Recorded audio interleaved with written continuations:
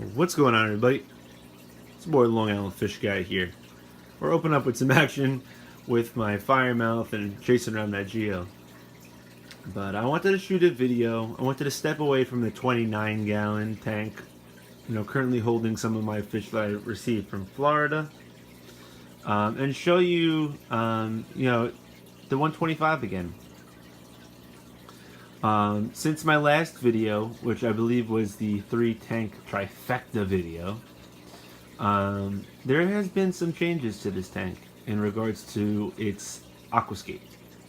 I got rid of some of the pots that were in here. I wanted to try and move towards more of a natural look with the rocks that are in here.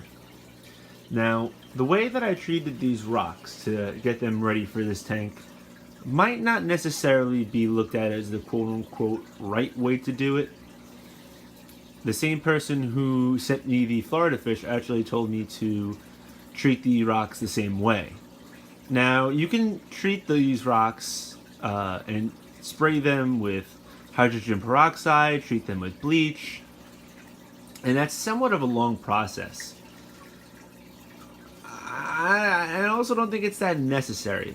What I did was I took a bucket and I do my water changes with, scooped out some water from my chlorinated pool, and put the rocks in there for about a full day and let the chlorine do its work to the rocks. Now, these rocks weren't actually found in a creek, a pond, river. They were actually found in a state park close to my house. It's called Cold Spring Harbor State Park. It's like a hiking trail. Now, these rocks might have been in the water, which was the salt water, years and years and years ago. This is probably about 80 feet up from ocean level, so these are pretty well removed from the water. There wouldn't be any real water parasites on these rocks. And any earthly parasites that would be on the rock from the ground wouldn't be able to survive inside the water. So I run a pretty low risk of them being parasites that could affect the fish in this tank to start with.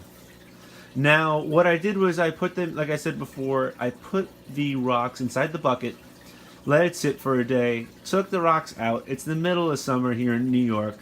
It's pretty hot out. We just finished up a heat wave. It was about 90 degrees outside every day. These rocks were good to go.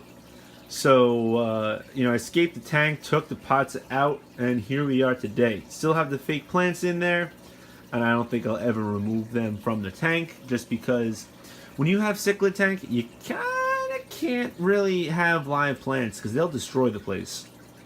You can, but it's nothing that I really want to be doing right now. So this is the new scape of the tank. I hope you guys enjoy it. I certainly do, and I really think the fish do. There's kind of some new spaces where they like to hang out, especially my shovel nose. He always hangs out in that little spot. I'm not sure if he likes to be in the camera angle like that. He's perfectly sitting there. It's almost like we're watching a TV of him. To give you guys a quick show of all the fish in this tank, very quickly, just because I feel like there's such a different variety of fish in this tank that it's hard to cover each and every one. So we got our firemouth, our female Geo. We got one of our hoplos. I'm not sure if it's a male or a female. The other hoplo. Hear my dog's barking upstairs. Shovel-nosed Lima. My silver dollars. I have 4 of them. There's the female Geo again. She just swam over. My male Geo, Jack Dempsey, which is a male. My Oscar again.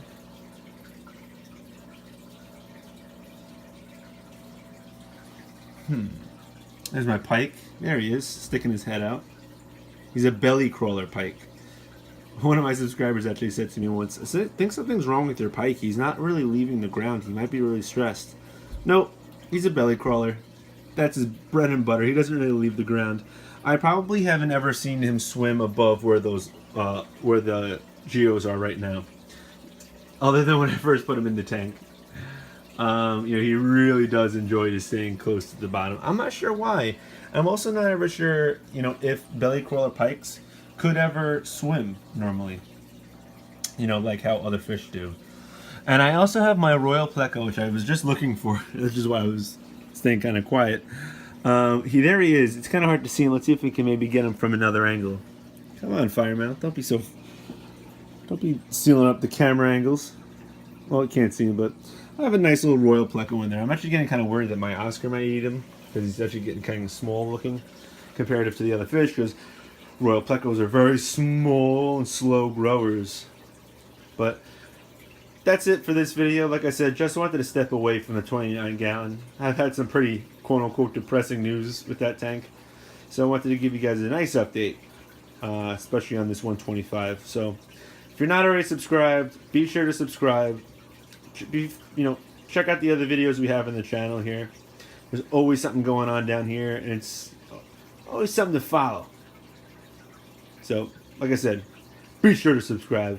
Smash that like button. Peace!